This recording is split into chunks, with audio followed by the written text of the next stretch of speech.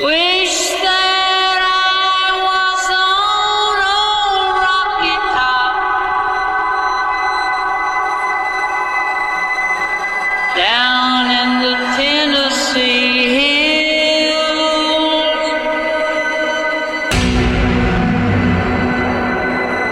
Ain't no smoky smoke on rocket top. Ain't no telephone bills. A scary night in Knoxville ends with victory and a few questions. Atop of the SEC is Tennessee. The SEC now down to 7 members or teams left in the AP poll. Plenty of CFP changes to come after this big week in college football. We're talking Tennessee. We're talking SEC. We are Tennessee Fan Talk. Come join us.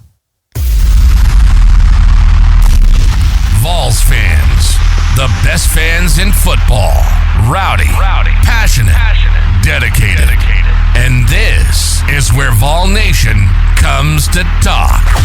Welcome to the hottest spot for all things Tennessee Vols. This is Tennessee Fan Talk, where the orange and white comes to life with a dash of humor, a sprinkle of wit, and a whole lot of Southern charm, bringing you the latest updates, breaking news, and some good old-fashioned laughs along the way. We're the water cooler chat you wish you were having at the office, minus the boring stats. Whether you bleed orange or you're just dipping your toes into the world of Tennessee sports, this is for everybody.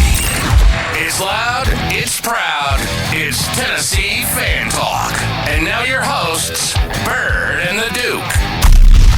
Hey there, Tennessee fans. Despite how you feel about last Tuesday's results, America received 2 messages. The first, it came in on time, as it should have, shows moving to a 12-team playoff will make November very, very interesting, especially as the SEC is beating each other up. The second result was that America desperately wants a change from that of the last 4 years. Week 11, very interesting. Here to break it down, as always, you got the Duke, you got Byrd. Thanks for joining Tennessee Fan Talk. Well, I mean, the 12-team playoff still ends up getting the same result as the 4-team playoff. One's winner. Well, no. Well, besides that, I mean, I'm talking about the buzz beforehand. Like, everybody's going to be mad because let's just say, hypothetically speaking, Ole Miss doesn't make it. BYU does. You're telling me BYU's better than Ole Miss? No. So I'm not saying there's a right way to do it, but I'm just saying that it's going to be the same. He said, she said. You know, it's one of those he said, she said BS's, as my friend Lip Biscuit would say. It's all about the he said, she said. That's pretty good. Yeah. Mm-hmm.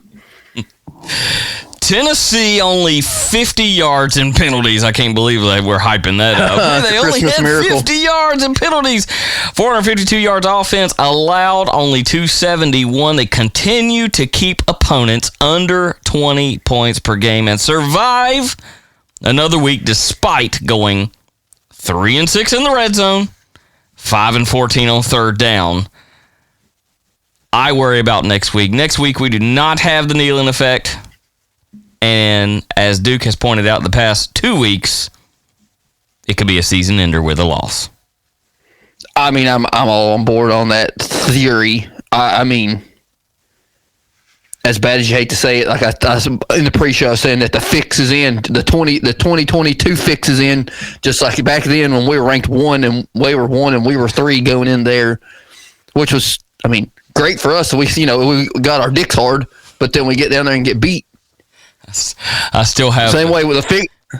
I still have the picture on my wall where our resident Georgia fan Franklin walked in and hung it up, and it said, "Remember that time Tennessee was ranked number 1 for 1 week in November?" And now we're number 1 in the SEC going in there, and I'm telling you, the fix is in. We get beat, which I mean, I think the 22 team in Georgia was a lot better than what they have now. Yeah, certainly. And it depends on the meth sales on how good Carson Beck's going to be. They need to roll in there with the mentality that we're going to end their season, not if we lose, they're going to end our season. Right. Kind of thing. But with that being said, if we lose, we're going to be playing in the Citrus Bowl again. Oh, God. Can't spell Citrus Bowl without UT, as Steve Spurrier would say.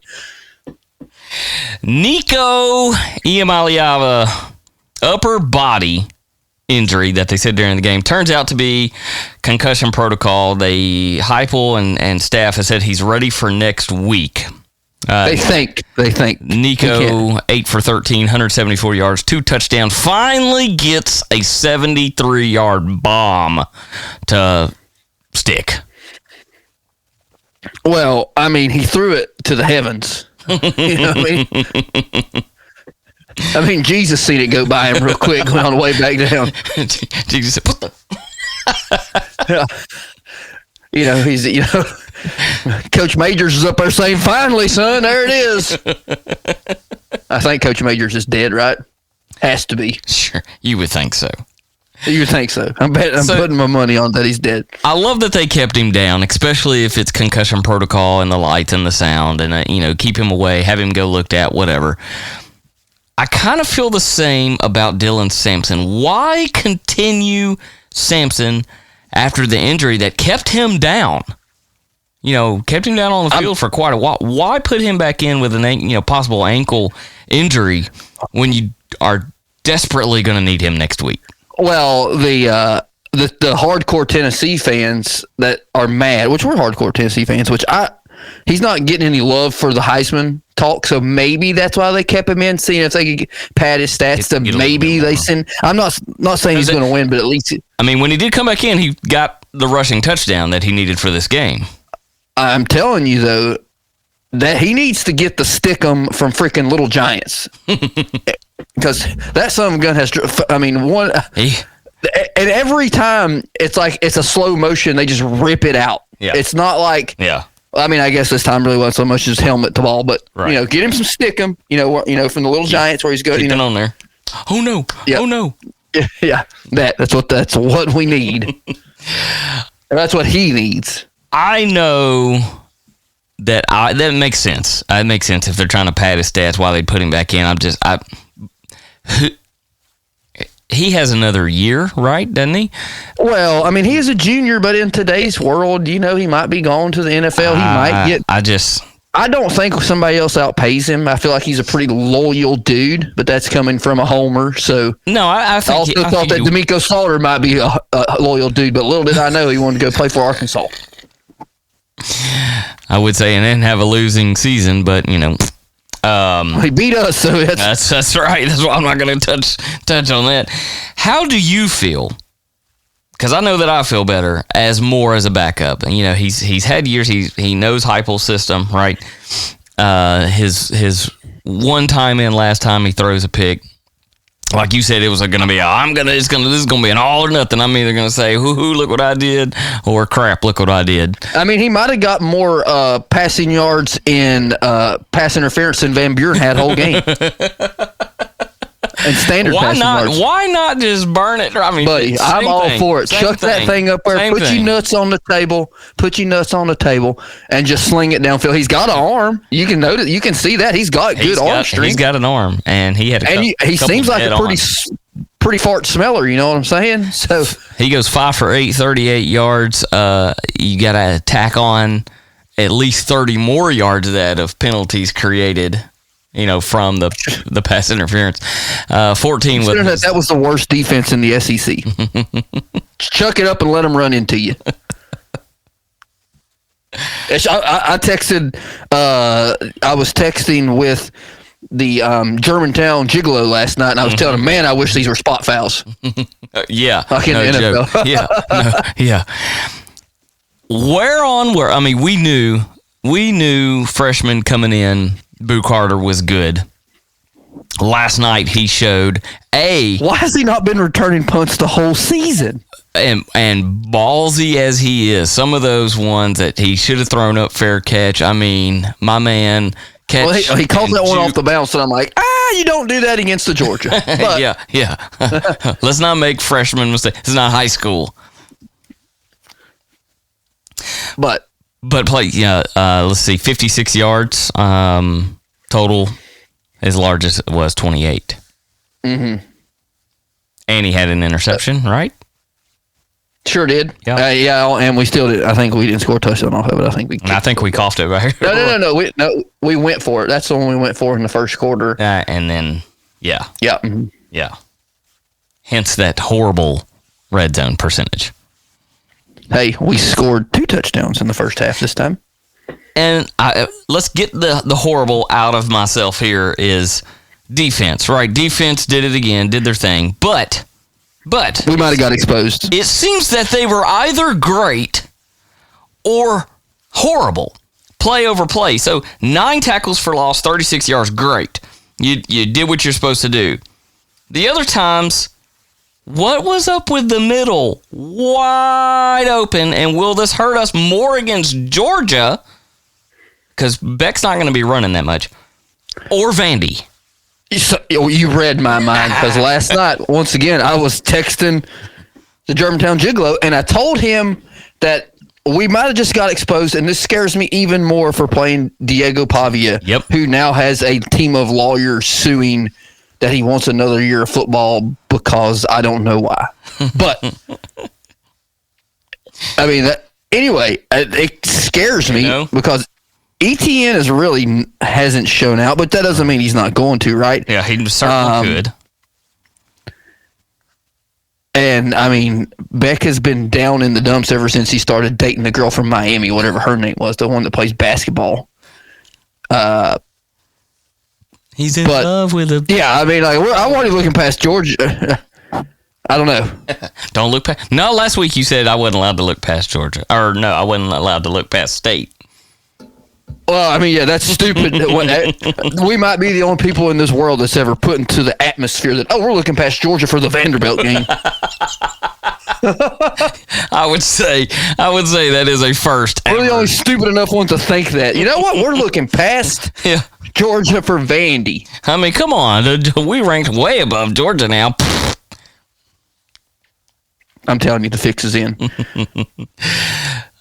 Game was... as we kind of expected. You said 35-9. I said 49-13. Mm-hmm. So you were definitely closer. Sign me up, Coach. I like it. We both picked Texas over Florida, of course. And speaking of Florida, we're going to go around the SEC before we get over into break. Just days, like maybe 2 after the University of Florida announces that Napier will be the head coach for 2025, they get throttled. I have a great spin zone and a conspiracy theory. So if you'd like to get your 10 full jock straps and pull them up tight, here we go. Oh, my God. So Scott Strickland, the athletic director for the University of Florida, sent that letter out, right, that he is going to be the coach of the future. I haven't seen anywhere where the president of the University of Florida has came out and said, hey, Scott Strickland, you're going to be the athletic director of the future. So it'll be a pop-up. So I think either the media is hot on the trail. Mm-hmm. I've got two spin zones here. The media is hot on the trail that they're going to fire Scott Strickland, bring in whoever, and hire Lane Kiffin, because we know Lane Kiffin is probably as loyal as a cat. Because cats will eat you when you die. You know that, right? So he's not very loyal. Yeah, we know this firsthand. For sure. I mean, we're allowed to say that, speaking from experience. And correct.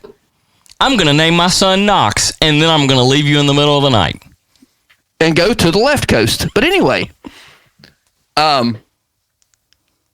you can see that, I mean, like, maybe Kiffin's fed up with Ole Miss because he, by far, he has the most talented team in the SEC. Right. Would you like to hear? No, that's conspiracy theory number 1. Do you want to hear my battered Vols syndrome conspiracy number 2? Let's hear it. It's always fun to throw that in the system. Once again, conspiracy theory that The media is on it, but Florida has backed up a Brinks truck to Danny White. Oh, I don't Conspiracy? think so. I don't think so. Where was he an athletic director before the University of Tennessee? What state Central was Florida. that in? Yeah. Okay. Who has better weather than Knoxville, Tennessee? Yeah, but man, they love him here. They love him here. We also loved Lane Kiffin when he was here because he was our savior from Philip Fulmer, which was the stupidest earliest fire ever. I agree. I've also got another conspiracy theory. If Florida is on the path to the University of Tennessee, and to get there, they haven't hit rock bottom yet, because at rock bottom, they have to hire an athletic director like we did in Philip Fulmer. They have to hire Billy Donovan, their old basketball coach, as their athletic director. No. They go after old head ball coach for their... No. I mean, he's got to be able to text to be the... He can get an assistant to do that. He's probably got his jitterbug phone, jitterbug, he can hire someone to do that. Hell, Joe Biden had someone tweeting for him for 4 years, so head ball coach can do that. The Russians. Not to get political here, but I'm just saying, conspiracy theories, there you go. You can take your 10 full jock straps off now. The battered Vol syndrome was more of a joke. I don't really think that's happening, but I think that they're going to fire Scott Strickland, then they're going to say, well, Billy, we didn't say that. Yeah, you're out of here. Start packing up. You only got He's going to be new head coach of Elizabethan football tornadoes. I can't remember what they're called. Cyclones. I don't remember what they're called. That's where. By the way, that's where Jason Witten played football, and his brothers. Did he really? Elizabethan High School. Yep. Okay. Back home. Continuing around the SEC, Beamer and Company goes into Nashville to advance their record just ahead of Andy's. Well, I mean, that was a good old country ass whipping. That's what I'd call it. Oh, I cannot believe I picked Vandy for that game. Who did I pick? You picked South Carolina 24-14. What was that? What? Yeah, you did. The only one that we actually gave a score on other than Tennessee was that one, and you were pretty close. Pretty close. Alabama also proved Duke's theory that LSU is completely fraudulent. They are completely fraudulent. Although we both picked LSU. There's about as real as Brian Kelly's accent. Him and Kamala Harris went to the same PR school. Just whoever you're in front of, pander to the crowd. You could do that before social media was around. My Kamala, I saw a tweet on that, or the AI generated concession speech. First African American woman that's occasionally Indian. Well, I mean, Brian Kelly's accent it reminds me of the accent of the guy from Oh Brother, Where Art Thou? Yeah. I'm bona fide. I'm bona fide. Oklahoma, what a disappointment. They kept giving opportunities to lose the game. Here's a silver platter. And finally, Drinkowitz and company said, okay, fine, we'll take you up on it. Did you see Drinkowitz's post-game interview? He is, pardon my French children that listen, he's the biggest ass clown maybe I know he is in the SEC, perhaps in college football. He's worse than Signetti from Indiana. You get what I'm saying? The whole time he was talking, I was like, man, Duke's going to say, I just want to punch this guy in the face. And speaking of Drinkowitz, I actually had a long conversation with our resident Florida fan, our Joey Freshwater. Oh. Luke, he stopped by the other day, and we talked for a little while. Okay. And I asked him how excited he's going to be when they name Eli Drinkowitz the new head coach of the University of Florida. And he said he would take him over Billy. He said he would off himself before that. Which is not a funny joke, but it's a funny joke, right? It's a funny joke.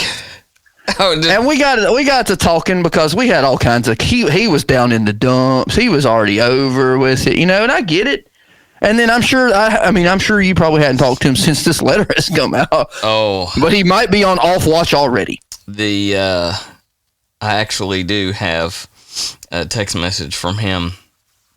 I said, can you believe they re-signed that bum just before today's whooping? He said he's worth every penny. They should probably give him a raise.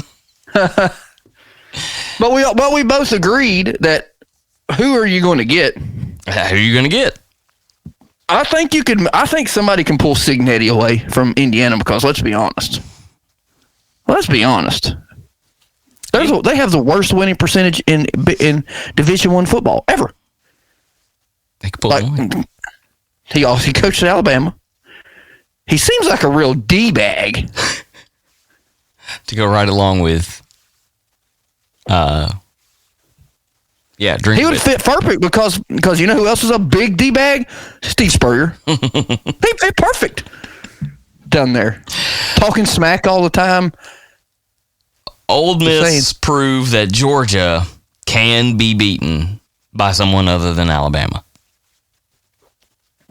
Yep, and just to remind you that who was elected president last time Tennessee won in Athens? Oh, you jumped so far ahead of this. Oh my goodness, great. Oh, I'm sorry. You didn't tell me that, and you shouldn't have said that. You could edit this out. It's not live. Week 12 consists of half good games and half crap. We'll go over them right after the break. Sorry. Wherever you are, we are. And we are at TN Fan Talk. Would you like to be on the show? We'd love to have you. Find our link tree in the show description. No experience or equipment is needed. Now, back to Tennessee Fan Talk. Here's Byrd and the Duke.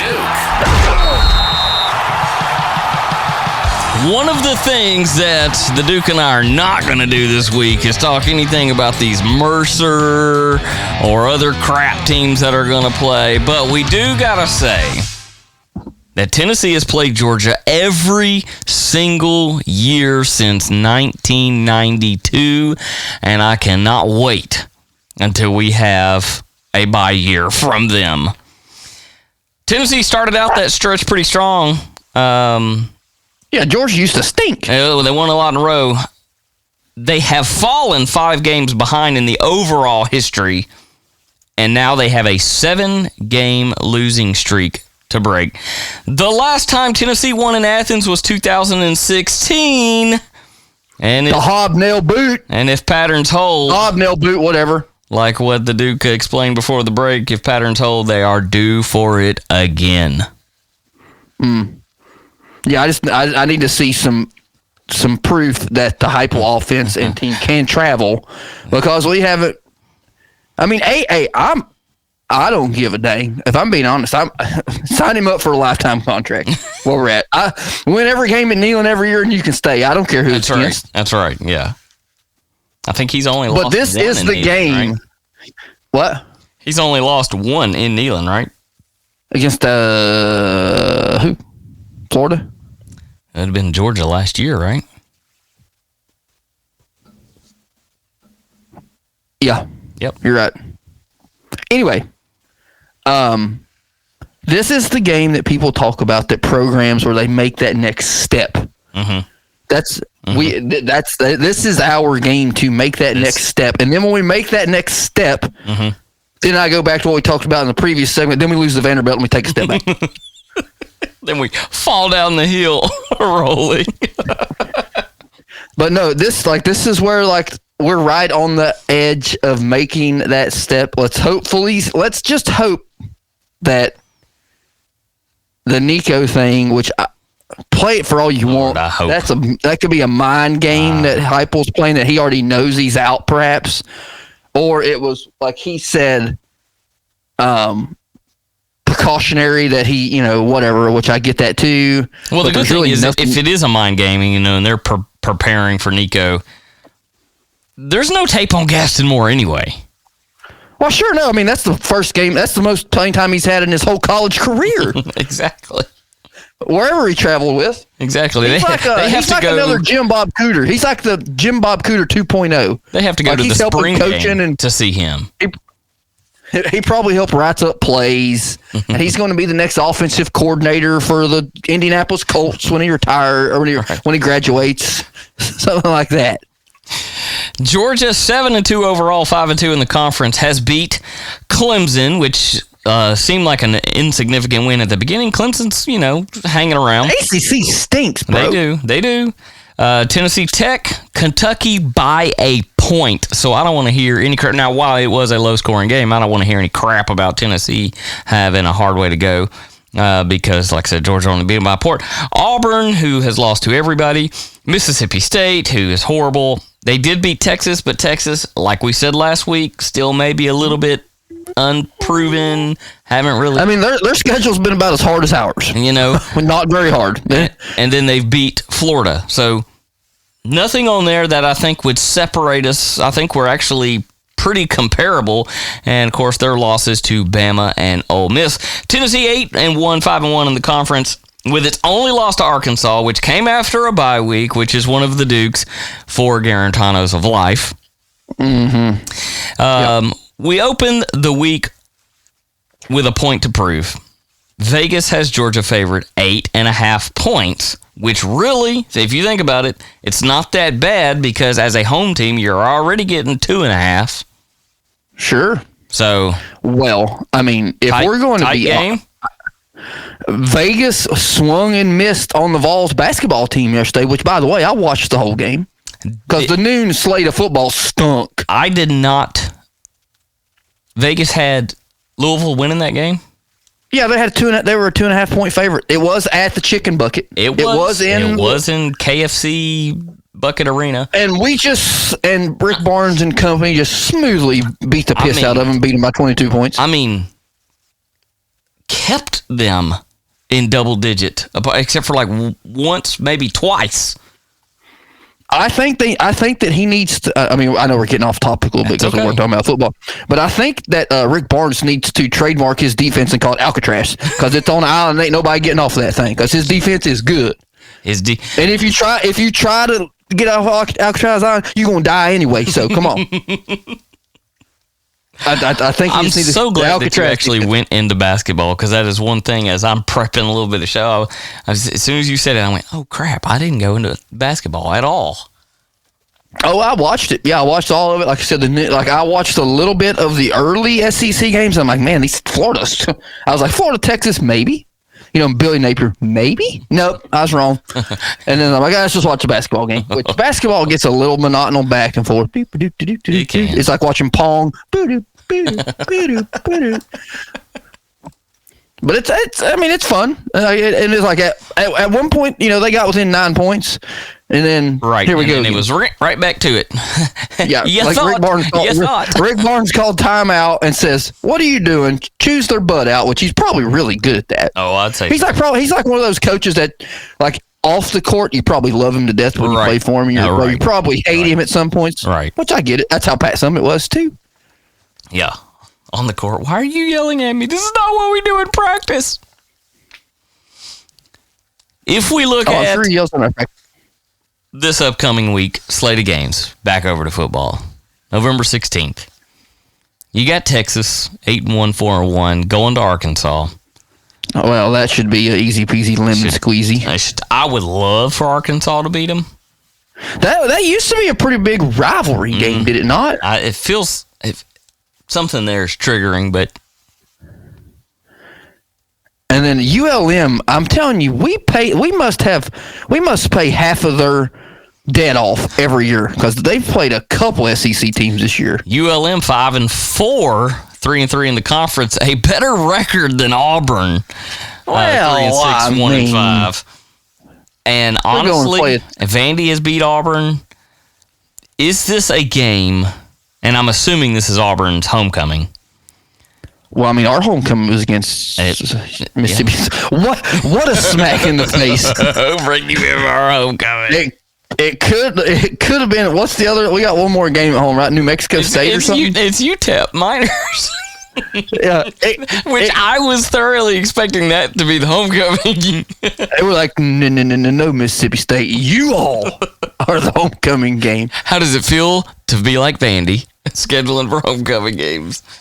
Well, I mean, they were in a tight spot. We'll spin off before we talk about the next game. My wife asked me when she's seen on Twitter the horse walking around the field. She's like, "What's that?" And I'm like, "You idiot! That's a Tennessee walking horse. She ain't never even heard of it." Now, I will say that's the first time that I can remember as a child, because I went to homecoming almost every year. Right. That I thought the Tennessee walking horse was supposed to be black. That was a brown one. I don't ever remember seeing a brown Tennessee walking horse. I thought, and it didn't, and the walking looked like it wasn't as pronounced as it used to be in my head. Like, I don't know if they got like maybe they ran out of budget and got a cheap one. I don't know. Right, they did go get a world champion. Like LSU.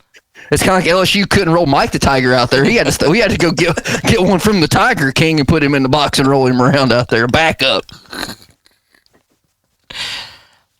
Do you think ULM can beat Auburn? No. Nope. I sure don't. They did beat Alabama during Nick Saban's first year at Alabama. I love to say that. I love to remind listeners people of that. Right. But no, they don't beat Hugh Freeze. Do they fire Hugh Freeze at the end of the year? Let's hypothetically say, do they fire him after the football game if ULM beats him? ULM beats Auburn, I think they fire him. I mean, atrocious season. And then they hired Derek Dooley because they ain't got nobody else. No, talk about somebody fall off the face of the earth. Just a coaching carousel from within the SEC. They'll hire Drink, and Kiffin goes to Florida. I mean, I get why you'd want to get out of Missouri, because that just looks like a miserable place. I do have a question. You know how you can tell the original SEC teams, minus a couple, compared to the new kids on the block? Every one of the new kids on the block fires a cannon or a gun off when they score a touchdown. They're the only four that do it. Texas A&M, Missouri, Oklahoma, and Texas. Yes. Nobody else in the SEC does that crap. Oklahoma's in the SEC? I mean, Brent Venables probably going to get fired. Once again, who do you hire? I don't know. We are definitely not going to be talking Murray State at Kentucky or Mercer at Alabama. Not happening. You do have a snooze fest. Or you could just call it. But before you get to the snooze fest, you can do the spin zone, because you just said that ULM has a better record than Auburn. Mercer has a better record than Alabama. Spin zone. They're 9-1. They're 9-1. They are 6-1 in conference. But that doesn't mean anything. Wouldn't that be nice? Alabama to fall to Mercer. That would be a first time ever. The 3:30 ABC, LSU 6-3, 3-2, Florida 4-5. That's not a snooze fest. That's not a snooze fest. The Alabama game's a snooze fest. The Kentucky game's a snooze fest. But those were not even. I'm talking about actual conference games being a snooze fest. Yeah. I mean, this is a game that ABC wanted before the season started. Had their fingers crossed. Somebody's going to be, I've got to go. LSU. I've got to go LSU because Florida needs to not go to a bowl again. Well, I mean, I'm not picking Florida just for the fact of it's Florida, but it's because DJ Lagway's hurt, right? He didn't play last week. Right, they're on their third. But I mean, that's no excuse, because everybody has hurt players. But Mizzou 7-2, 3-2. South Carolina looking to improve. Buddy, you want to talk about? That's the bowl of the coaches I want to punch in the face. That's what that's called.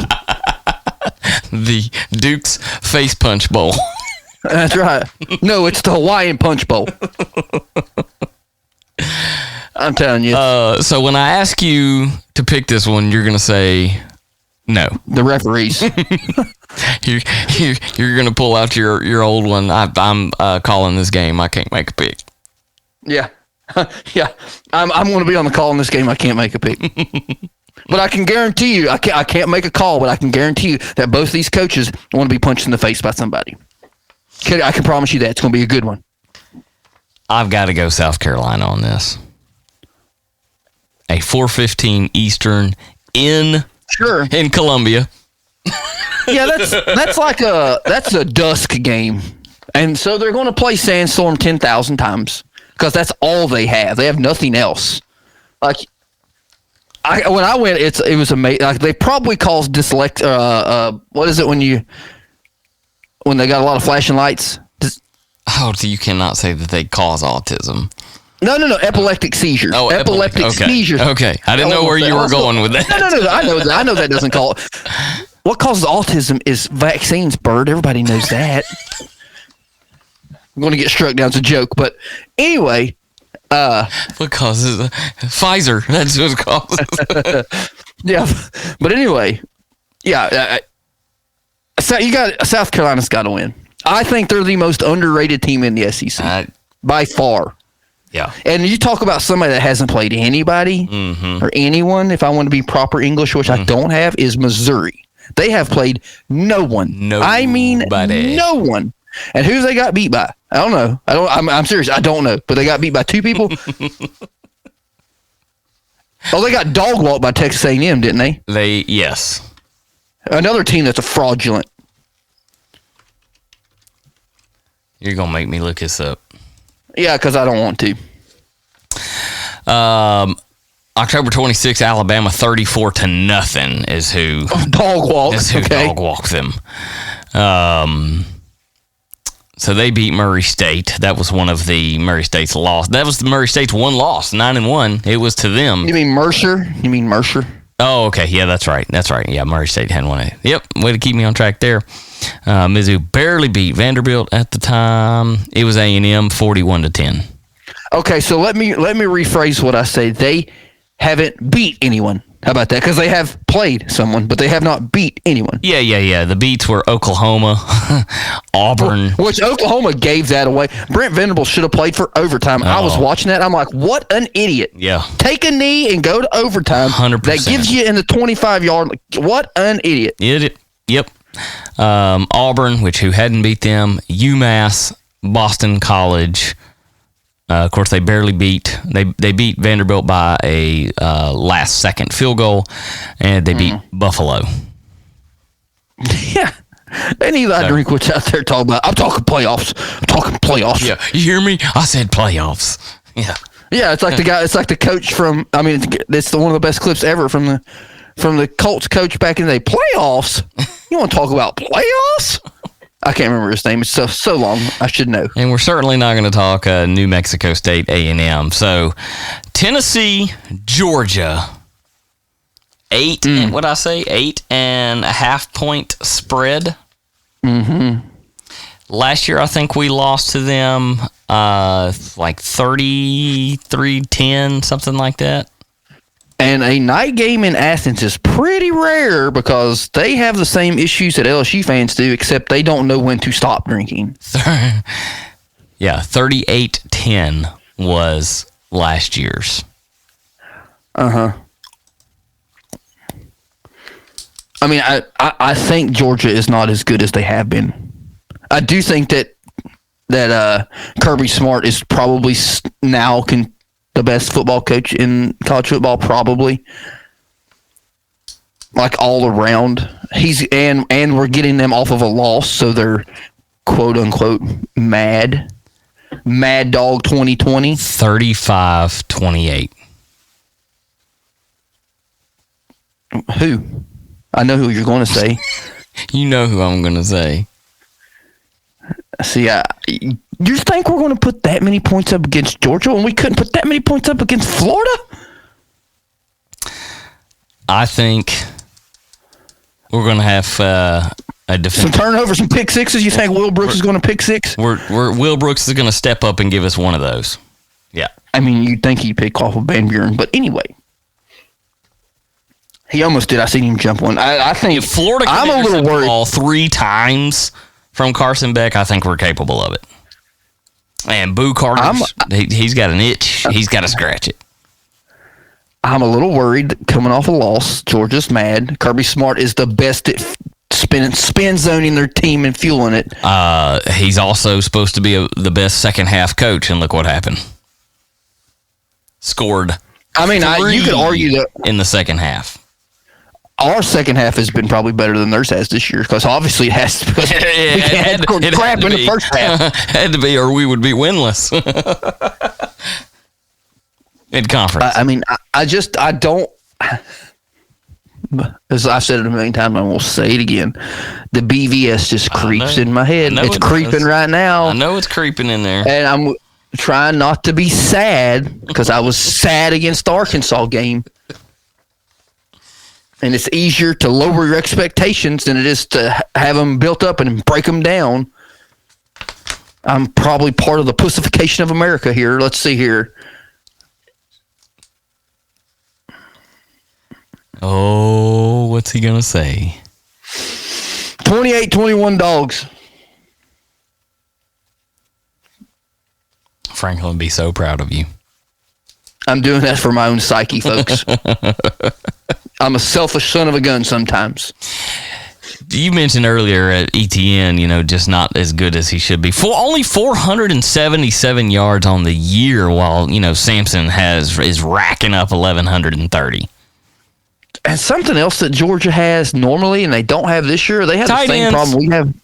Well, they don't have receivers. We don't have receivers either. No disrespect. We don't have receivers. Not the receivers that need I can't to be remember in which Heupel's play. offense. I can't remember which play it was, but there was a play that there was pretty clearly pass interference in the end zone, and they didn't call it in the second half. Right. Who was the receiver there? I don't know if it was Nimrod or if it was who's the other guy that caught the big long touchdown pass? I forgot already. Wasn't it Dante Thornton? Yeah, that's exactly what it was. And he left out with a potential head injury. He was shaking up and grabbing the side of his head. This was another text that I sent to the Germantown Jiglo, and I'm like, hey, why would they throw pass interference when our receivers are not smart enough to act like it happened? Because he's like, nothing happened. I mean, he just gets right up. At least get up and start asking for it. I mean, I'm not the biggest fan of flopping, but there's sometimes when flops are necessary. Flop a little bit, buddy. Throw your hands up. Do something. Maybe he should bring in Penny Hardaway, teach him how to do it. I mean, Penny Hardaway had some of the best tennis shoes Nike's ever produced. God. I had a pair. Penny Hardaway once had a pair, 6th grade. Purple ones. A half lackluster week ahead. We'll see what the college football playoff does Tuesday. That would be the Tuesday the 12th. I believe it's at 6 Central. Yeah, I don't care about that, but I do care that, did you see that the Vols sold out the Smoky Stadium at Pigeon Forge? By FYI, they're building a new stadium in Knoxville. They're about to be the Knoxville Smokies. They're coming back. They used to be home. Coming back to Knoxville. No more Pigeon Forge bull crap. Was that Pigeon Forge or more like Sevierville? That's for sure. That's really Kodiak's what that's called. Oh, yeah. Kodiak, Kodiak, yes. That's right. The Kodiak, it matches their mascot thingy. Yeah. Sure. Yeah. I hit that button way too early. You just need to be on repeat. Just let it keep playing. Yeah. Until we hit stop. Beep. I can throw that in. That's easy to do. Guys, we appreciate you tuning in. If you will look in that description of the show notes, if you're streaming this via a Echo device, sorry about your bad luck. Get on your phone, choose your podcast player, look in the description, check out that link, copy, paste, go to our link tree, schedule yourself on a show, get yourself a Yeti cup. We're trying to pander to the crowd, folks. Come on. You know you want a Yeti cup. You can never have too many Yeti cups. Let's pray for them Vols. Baby Jesus. You've been listening to Tennessee Fan Talk. It's where the orange and white come to life. If it has anything to do with the Vols, we're talking about it. Thanks so much for listening to the show. We hope you've enjoyed it. Make sure to like, rate, and review. And we'll be back soon. But wherever you are, we are. And we are at TN Fan Talk. Would you like to be on the show? We'd love to have you. Find our link tree in the show description. No experience or equipment is needed. Keep bleeding orange. And see you next time on Tennessee Fan Talk.